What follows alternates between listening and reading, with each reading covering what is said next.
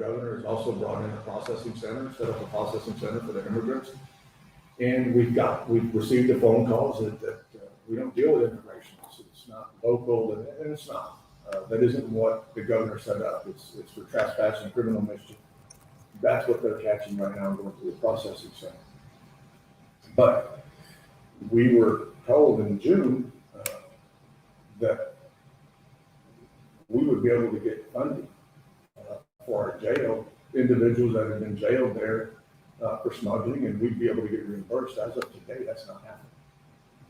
Our last invoice that we turned into the state was about $190,000. We've not seen a penny of that. We're dying, whatever you want to call it, but we haven't seen any funds from the state as it relates to that.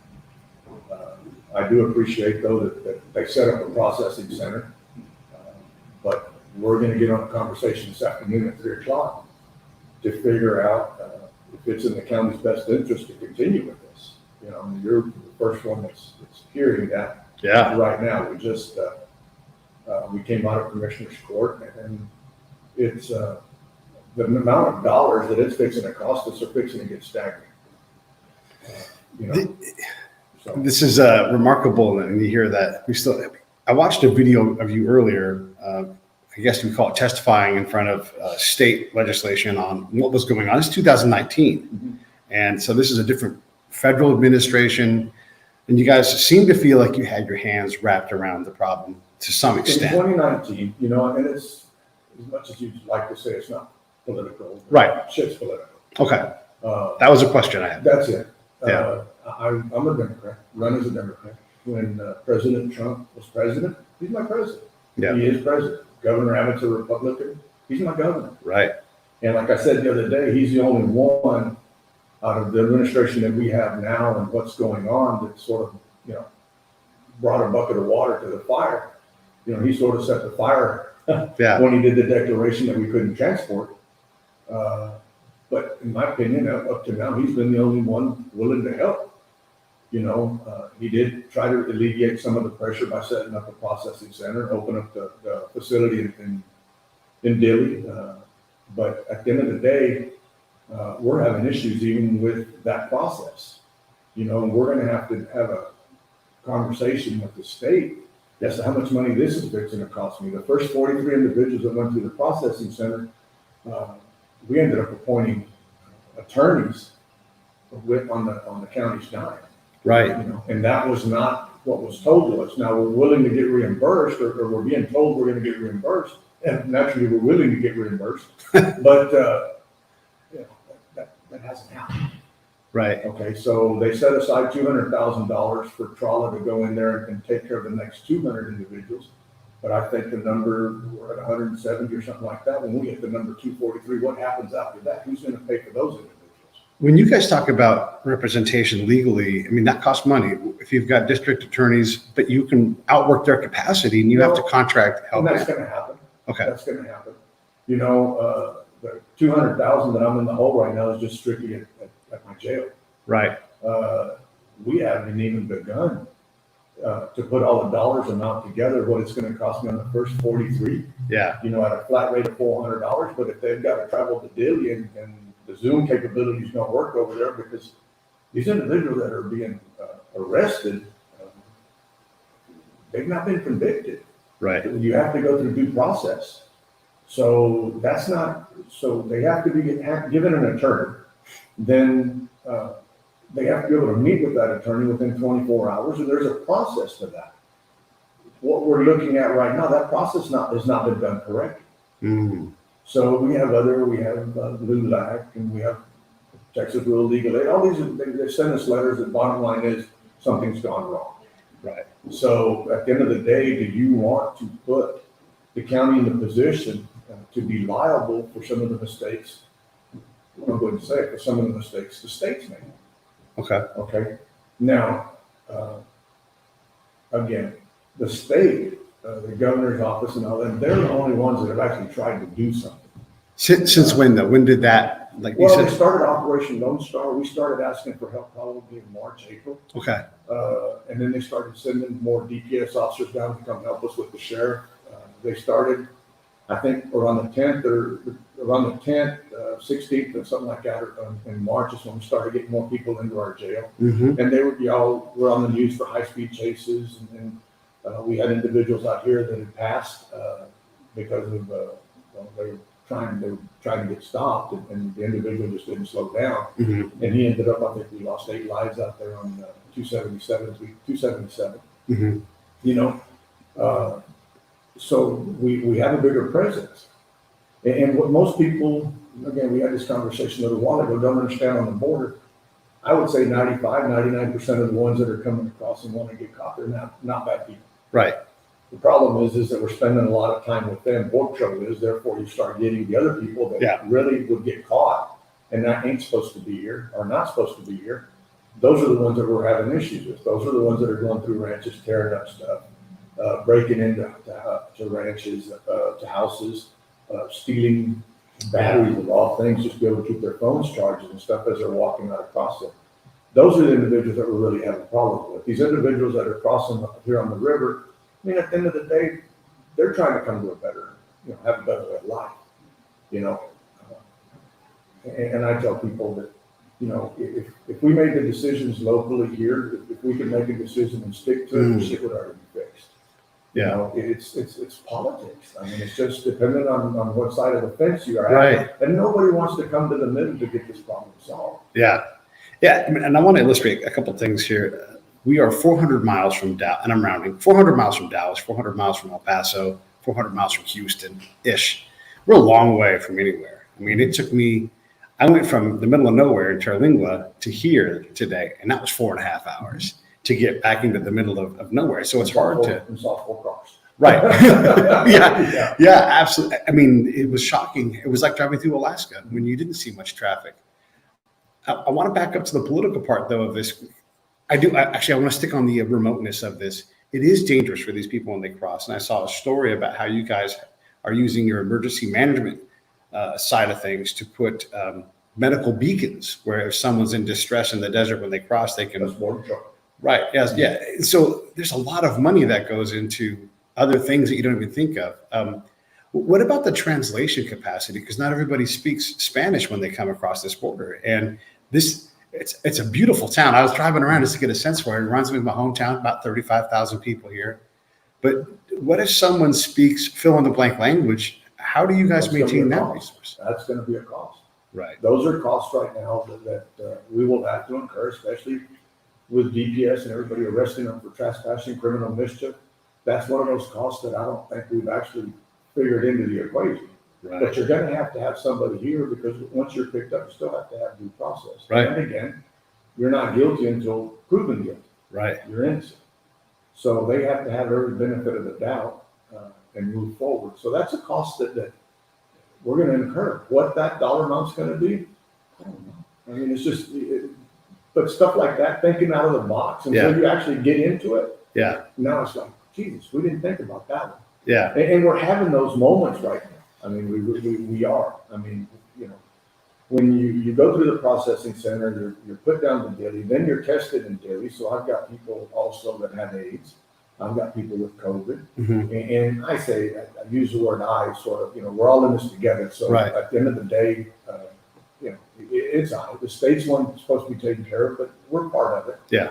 But you have COVID, you have AIDS, you have TB. Yeah. And these are all people that have been tested there. Now, when you get to the border patrol side, our federal side, 2 weeks ago, we were told that they weren't testing anything. Mm-hmm. So you're releasing these individuals that have not been tested. You're releasing family units into our community in order to be able to, so they can go wherever they want to go. Right. But they've not been tested. Mm-hmm. So that adds another layer. And the whole thing about it, though, is that you test them and God, now what am I supposed to do? Right. Now there's another layer that I've got to take care of, so you're almost, not almost, but you're damned if you do, damned if you don't type to. I really think, and I'm going to give my opinion here, if President Biden wants to let him come across and that's what he ran on is that, he let him come across, I don't care. But once you step into the water and you come across, you're illegal. You're illegal. Right. Illegal.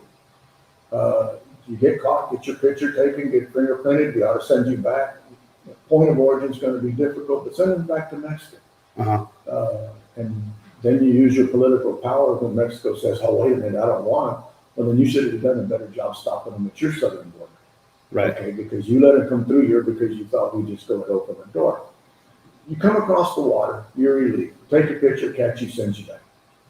Now, the other process is that our nation is built on immigration. Yeah. You know, so we're the United States is nothing but immigrants. Right. Right. I don't care, white, Mexican, Chinese, whatever. Right. When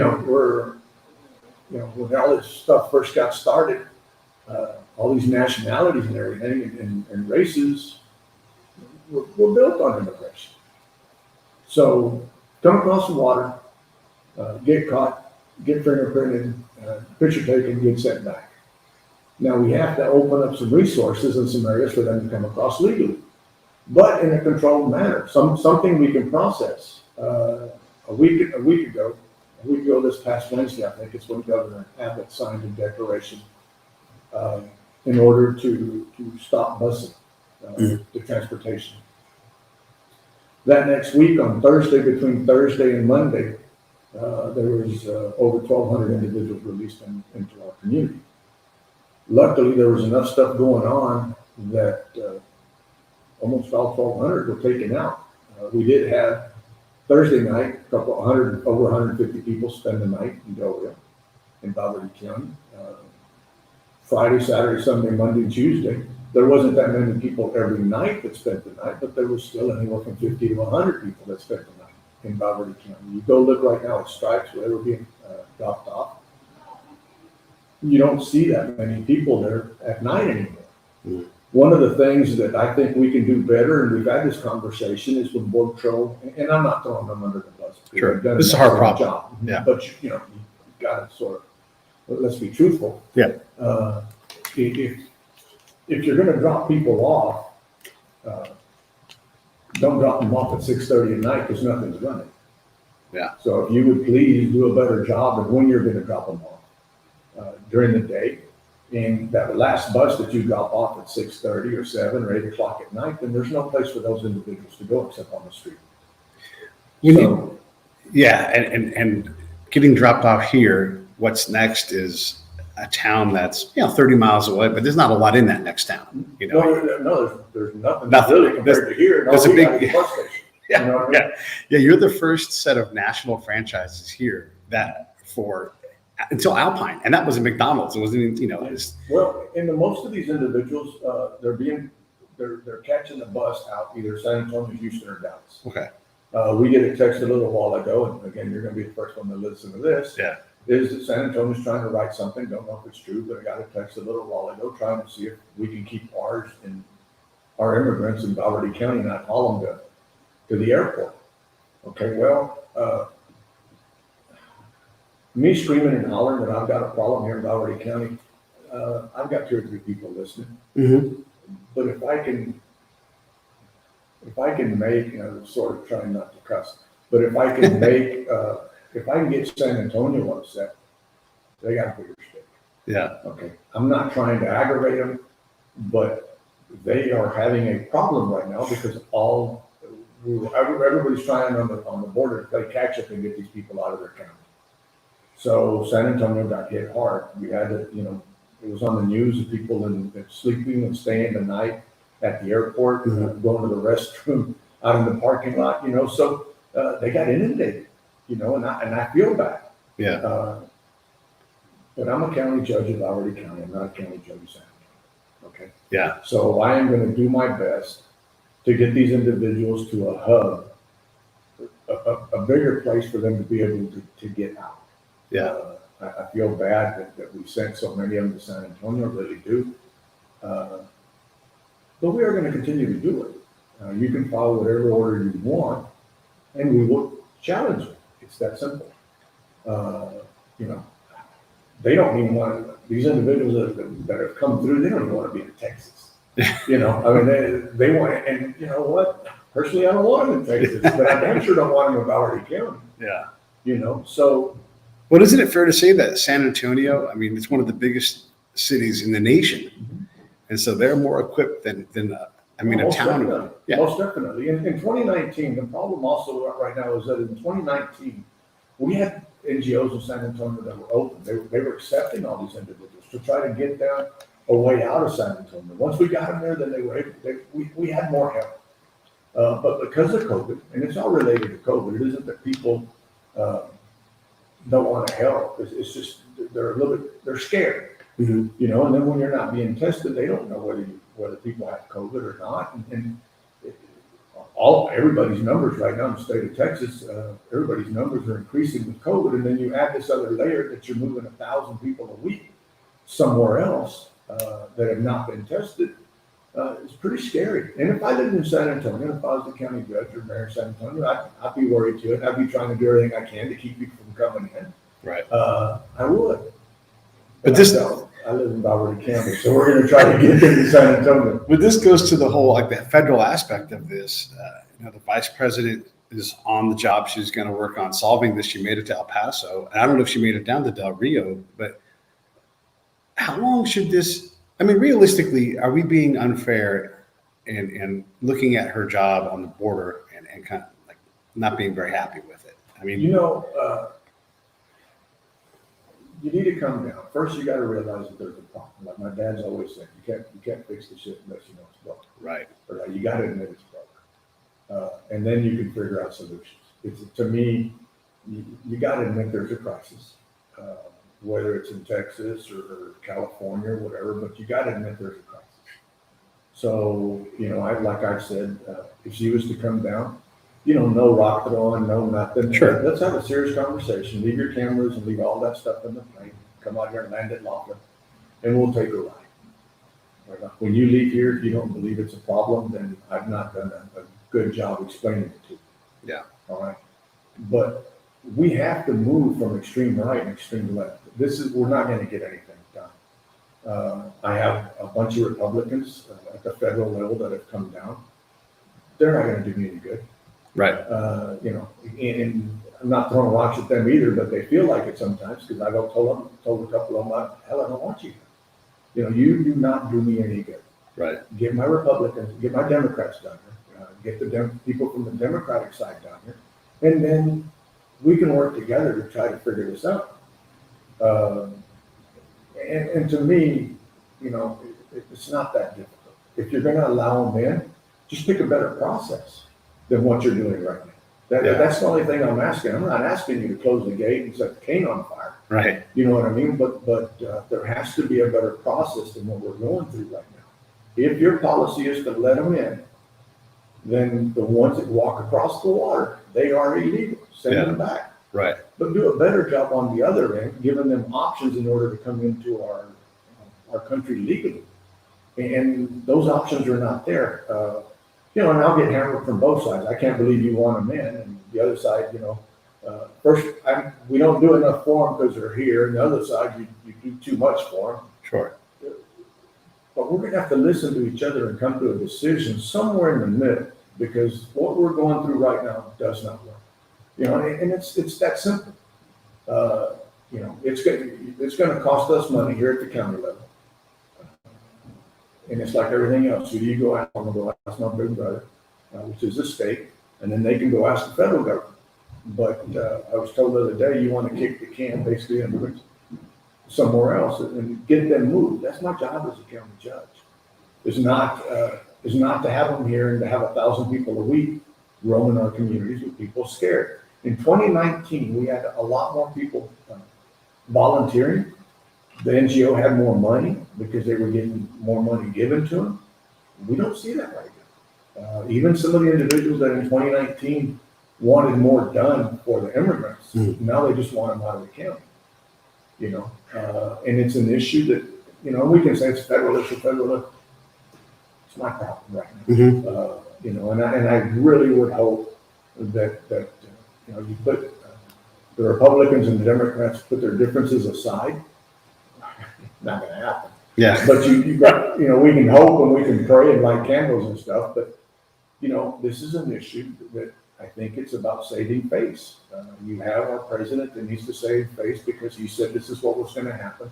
The process doesn't work. I'm not asking you to close the door and send everybody on the other side home and just say nobody can ever come across. I'm just asking you to get to a better process. These people want to be anywhere else but the state of Texas. So let them buy their ticket. After you process them and you bring them through, and then they go on. These individuals, you get to come across as a family unit. I turn you loose, and then you're not allowed to work. So who's going to take care of them? Right. How are they going to be taken care of?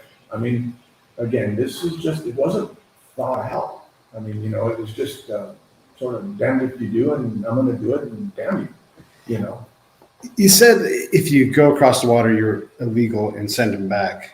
But we both know that the border is immense. And just the other day, I was in Candelaria, and I accidentally entered Mexico. I didn't go across the body of water. I went because right there, the Rio Grande is not very wet. And I walked through some stiff mud, and I thought, well, this is just like an estuary or something. And it was it. And it was it. And I realized I was in Mexico. And then we had seen a guy come off an ATV going the other direction, and he clearly had come from Mexico as well. And so this is sort of that extra legal zone where this is like an accepted normal thing. And no one's going to go across. For right now, there's not a whole lot of people coming across in Candelaria, I would imagine. But there are people going across daily because that's how they live their lives over there.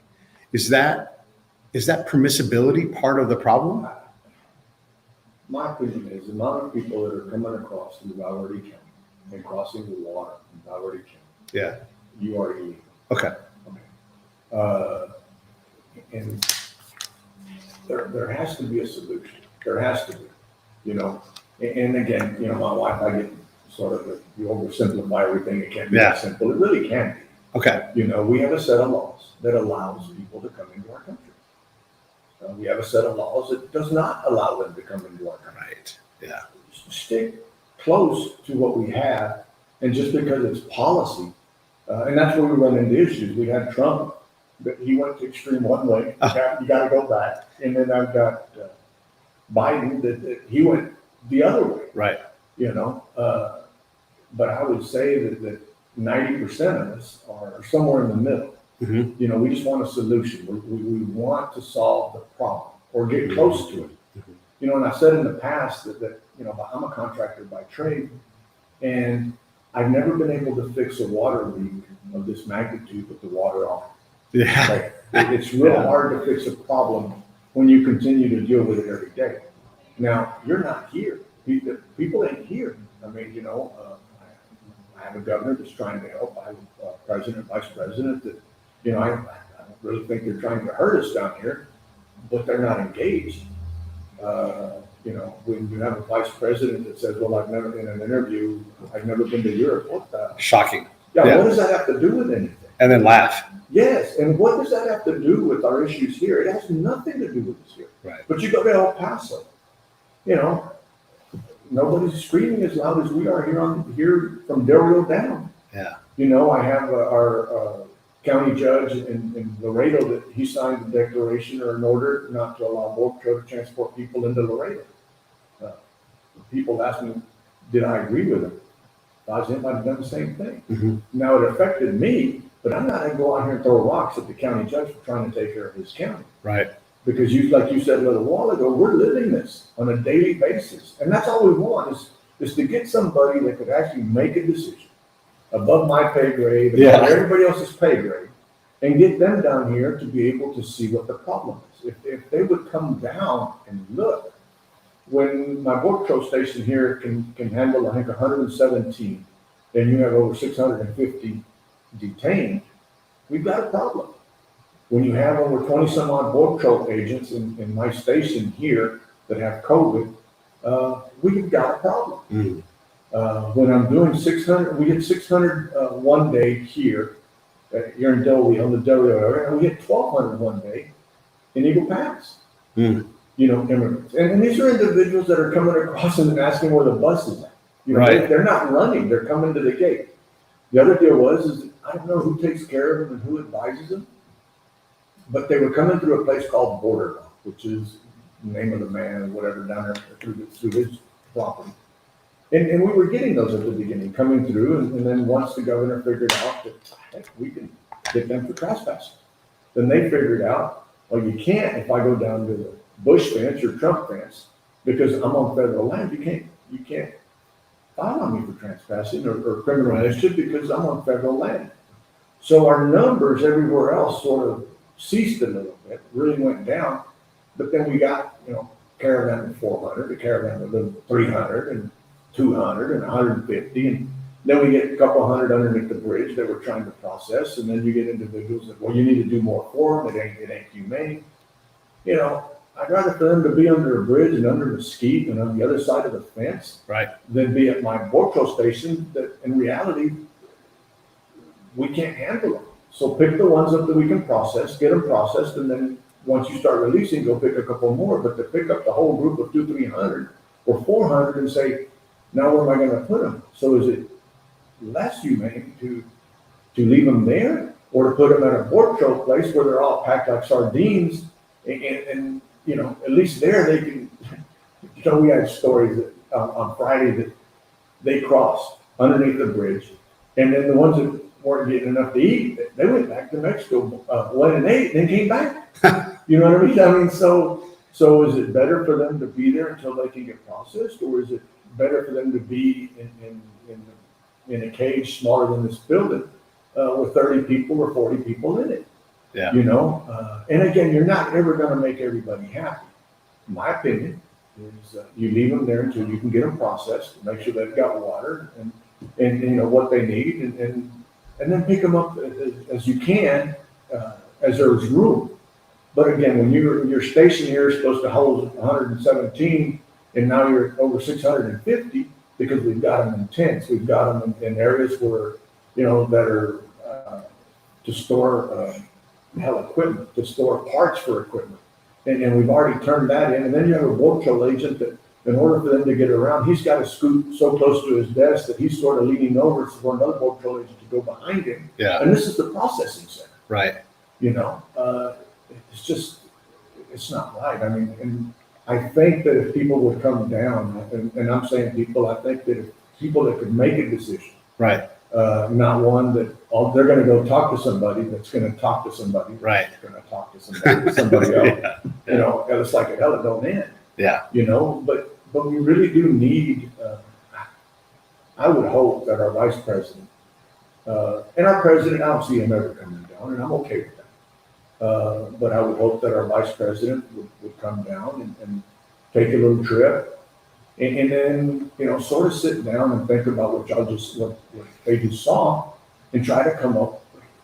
Again, you want them to have a place to come. I'm not going to say, weld the gate shut, set the can on fire. But, Right. There has to be a better process than what we're living through right now. It's not going to work. There are so many questions because this is such a complex problem. But yeah, if your policy is going to be permissive, then provision that permissiveness.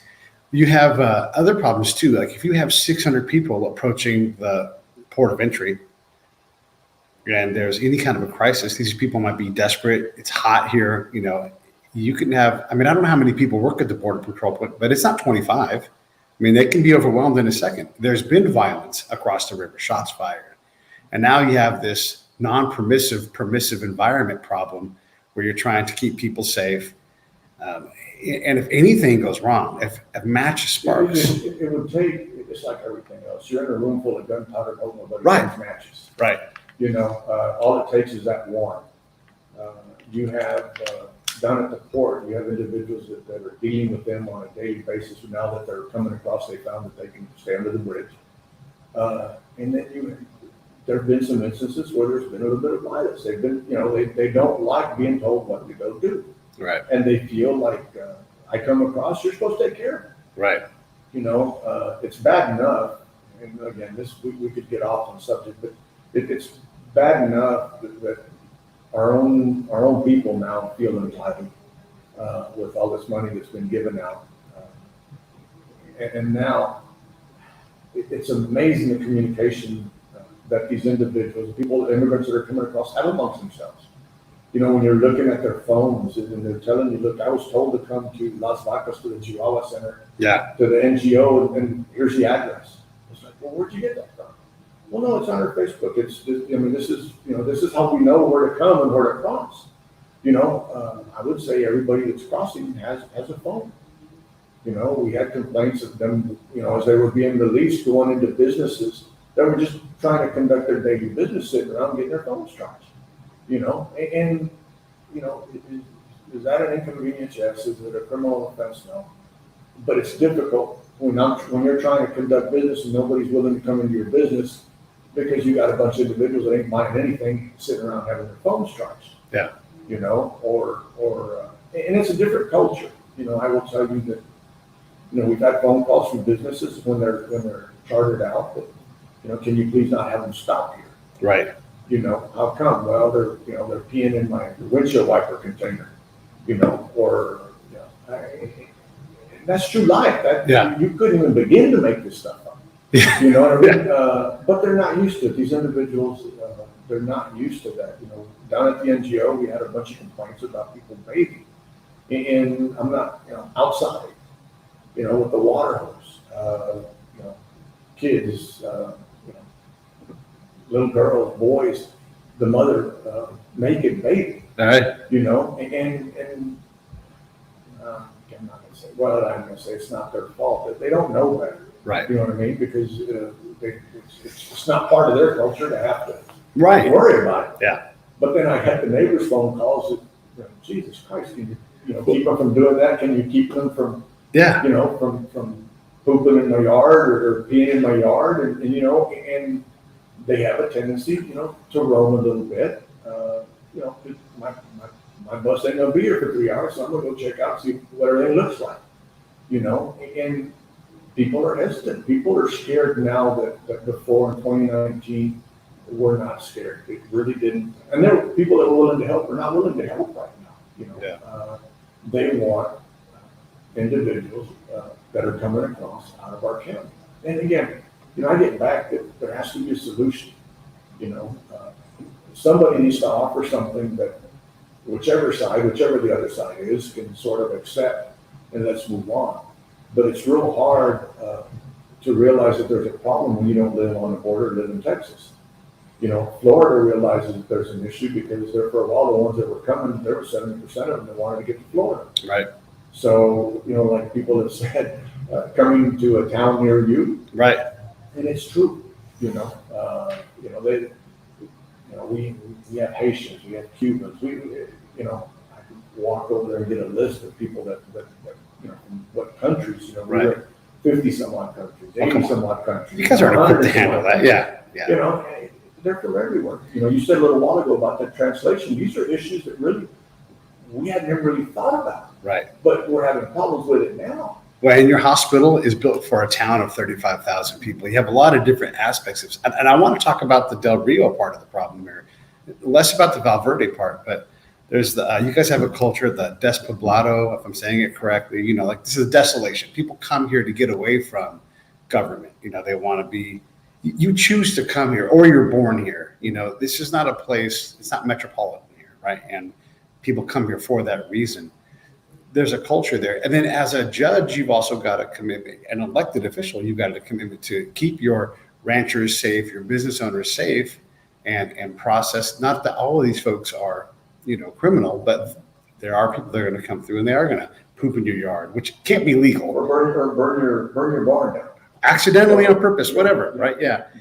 We drove way out in the desert, not south of Candelaria, but there was clearly a safe house right there by the highway. And, you know, these people are coming through and whatever human atrocities are happening. There's all kinds of problems and there's danger in people coming around.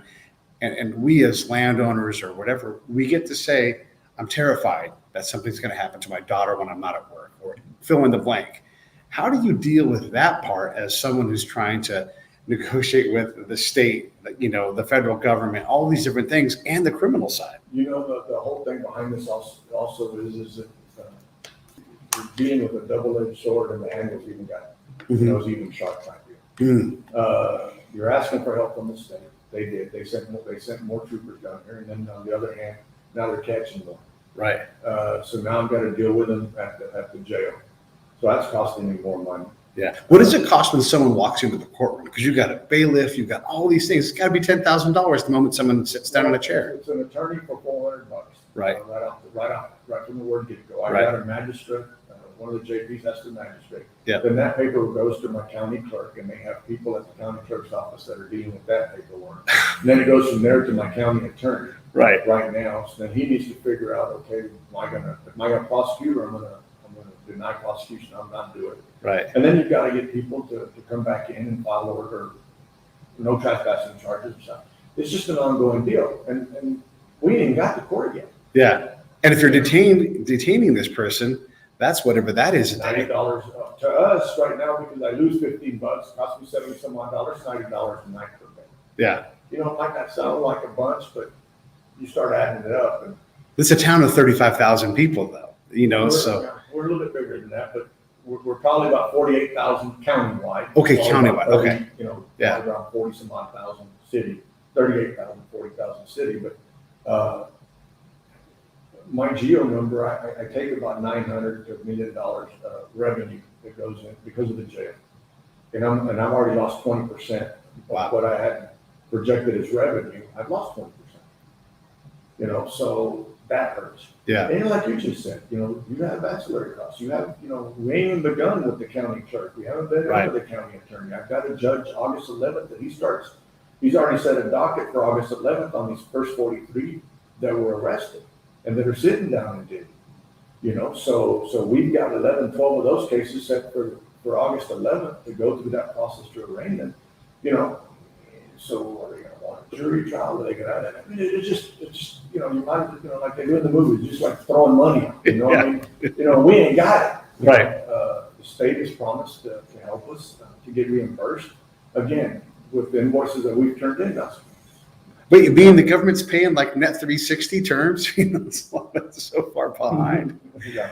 What about the legal aspect for the residents, though? I mean, the last judge, apparently she is a ranch owner as well. You know, you have people down here that have businesses that rely on a stable place. And right now we're not able to provide that.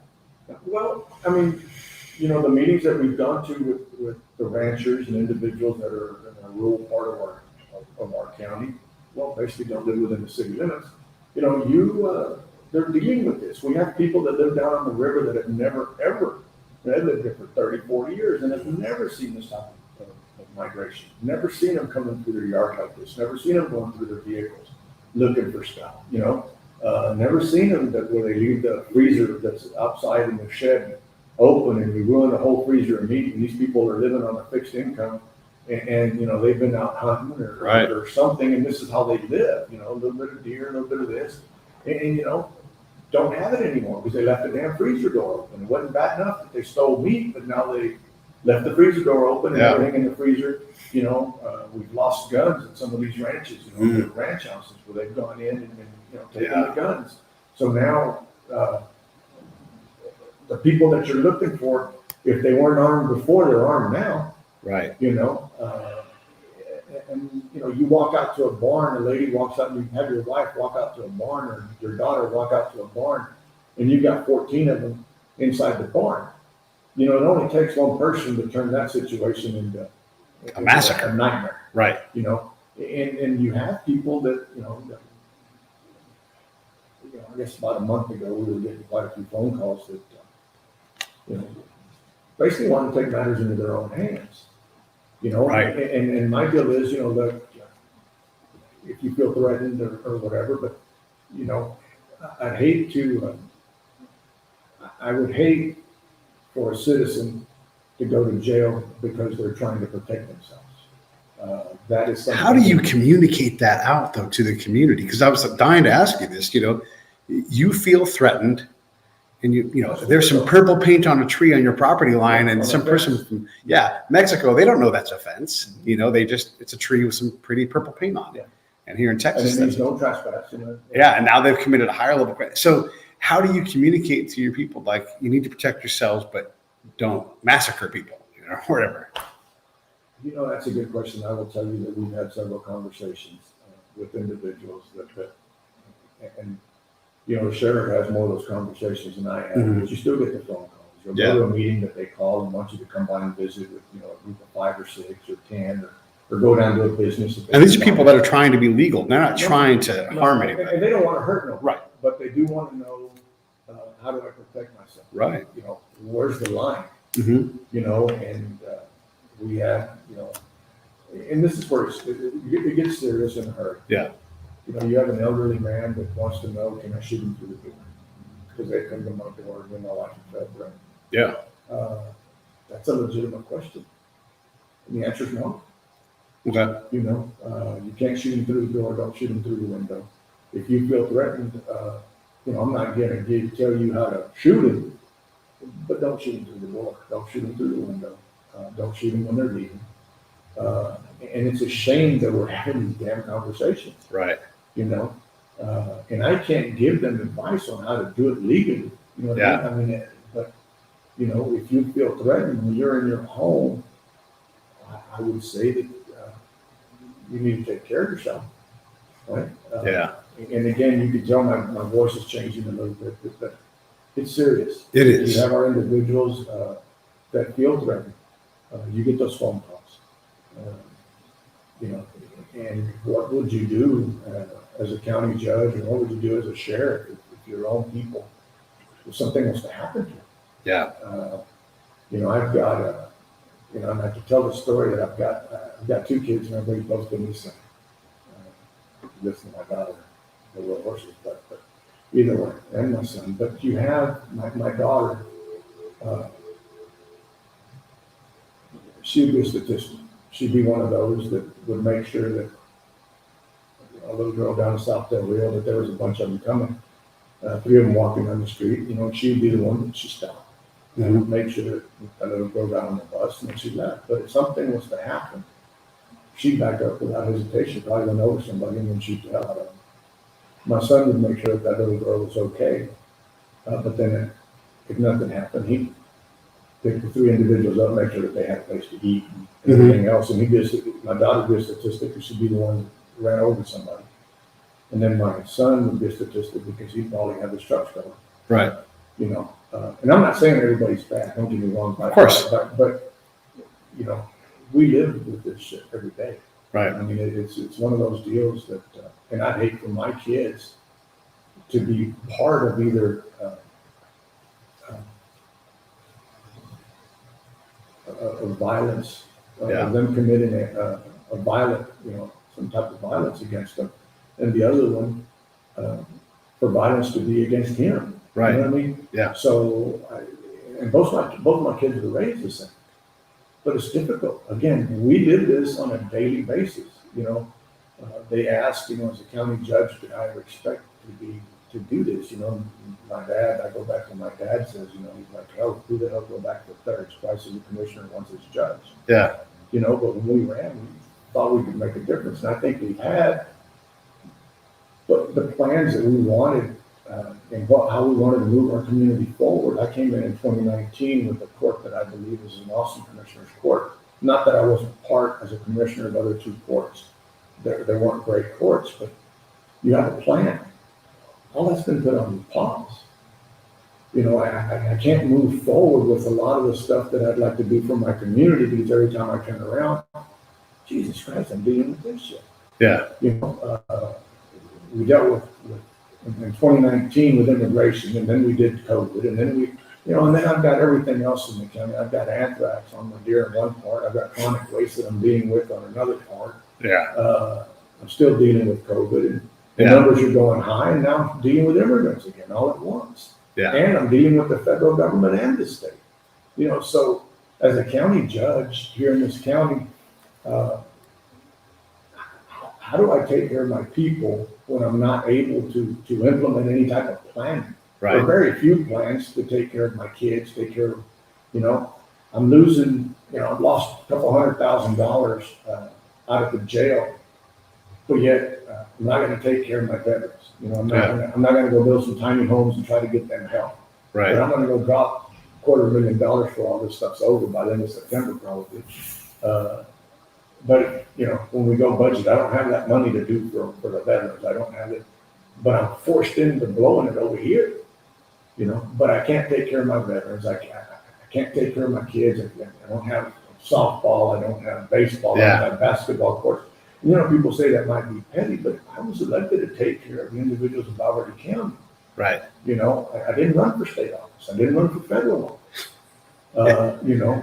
You didn't run to be immigration general, you know. No, I didn't. And you know what? I shouldn't have to deal with it. Right. You know, it is my problem. And again, if we could make a decision and fix it, the decision would already be made, and there would be a conclusion. There would be something out there that then we could argue whether it's right or wrong, but at least we wouldn't have the flow of immigrants, the flow of immigration, these people that are coming across that we have now in an unsuitable manner. Yeah. I mean, it isn't that you don't want them or do want them. They have a right to be here, in my opinion. Get crap over that one. But there has to be a better process than what we're going through right now. That's all I'm asking for from the federal government. Figure out a better way than what we're dealing with right now. It isn't that we can't have them, but you have to figure out a better way that it does not burden the states or the counties because of the decisions that you're making at a federal level. Yeah. I mean, that's the problem, you know.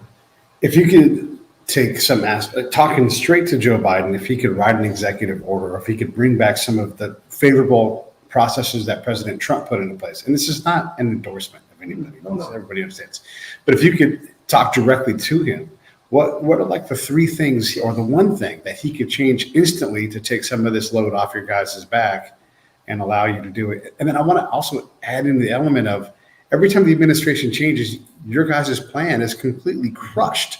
That's expensive, man hours and everything else to refigure out how do we work this You're new running to problem. catch up. Right. You never can catch up. It's like a constant race. Yeah. You know, and it's one of those deals that it's not even a marathon because it's a sprint as soon as the administration changes. Yeah. And then they're wide open all the time. Right. You know what I mean? I mean, you just can't catch up. You know, the three things. One, I would really like for them to reconsider letting everybody cross the water. If you come across, it's a catch and release. You know, they came across, they're illegals, send them back. Right. Mexico says, well, we don't want them. You know, tough titties at the kitty. I mean, Yeah. it's one of those deals that if you hadn't let them in on your southern border, I wouldn't be having this issue with it. Right. So send them back. If you want to bring them across, figure out a process. Figure out 5-6 places along the Texas border that they can come across the bridge or come across legally. Then you come to a number that you can process on a daily basis, whether it be 50 or 100 or whether it be 1,000. I don't care. Right. But come to that number. Once you come to that number, those individuals need to get out of my county. End of story. Okay. So you get with Greyhound or whoever. Let them buy their own tickets. They all have money and get them out of the county and get them to a hub that can sustain the amount of traffic that you're going to be putting on them. Right. And let them get to wherever they're going to go. You know, that's one. You know, and these dollars that we're losing here, you know, I'm going to ask the state to do this. And I think if it could have been any other state except a red state, we'd have already been funded. Mm. You know, it is political. And Yeah. it's a shame because they're not looking for us. And just come on down. Yeah. I mean, you know, and you know, we're not going to throw rocks at you. Let's be professional about it. Let's get in the room. You give me about 20, 30 minutes, and I'm going to tell you what I think. Yeah. What I'd like to see happen. Right. And then if you can make it happen, you make it happen. But at least spend some time with me. And I know that, you know, again, president ain't got to come down, but send me the vice president. Or Right. give me 30 minutes. If you give me 30 minutes with me and the sheriff and, you know, my county attorney. Right. 30 minutes, all I ask. We'll fly up. We'll take some pictures. If you can't come down, we'll show you. We'll take pictures of what we're dealing with because they have to understand. I don't think they're stupid. Right. You know, I wish I could have thought of another word. But, Yeah. you just got to realize that there's an issue. But you can be ignorant and not in a way purposefully ignorant is the problem. And I think that's where we're at. That's why it's so I think we aggravating. have blinders on. Right. I think it's one of those deals because you have a Republican governor wanting to do stuff, and you're a Democratic president, and you know our government probably don't want for president. You've already heard that stuff. You know? And it's a damn pissing contest. Yeah, let it burn a little bit so I can, get some points for president. Yeah, right. But it's the way the game's played. Right. But I guarantee you get more points. Everybody get more points if we could figure out something that we could all live with. When we negotiate stuff, it's contracts with different businesses, stuff like that. Like I say, if all of us leave the table mad, we probably come up with a pretty good deal. If any of us is really happy, then we probably haven't done our job. And that's the way we have to look at it. If all of us leave the table mad, but we can live with it, but we didn't really get what we wanted completely, Right. probably a pretty good deal. And I think we need to come to that. I would hope that our elected officials above us, our state and our federal officials, that they could just come to something. One of the other things too, at our federal level and Jesus Christ, they got to have term limits. I'm going to throw that out there. You can't turn into powder.